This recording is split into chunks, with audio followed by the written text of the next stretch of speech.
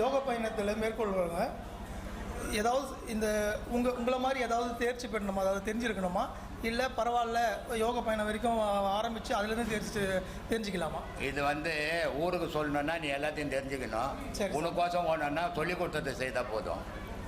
சரி சாமி, யோக பயணத்தில் மேற்கொள்கிறாங்க.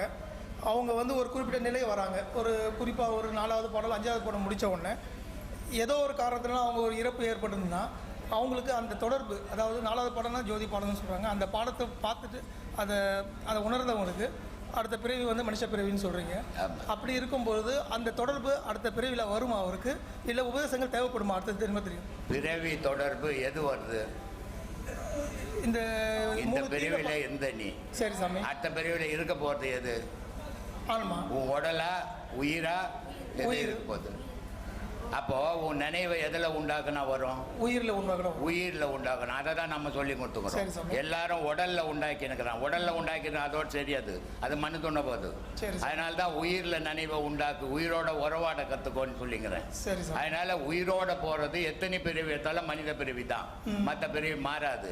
ஆனால் உடலோட இருக்கிறவனுக்கு நாயா பிறப்பான், பேயா பிறப்பான், நரியா பிறப்பான், குருவியா பிறப்பான், எதுவா ஒன்றாலும் பிறப்பான். ஒரு உடல் தேவை அந்த ஆன்மா வாழறதுக்கு. சரி.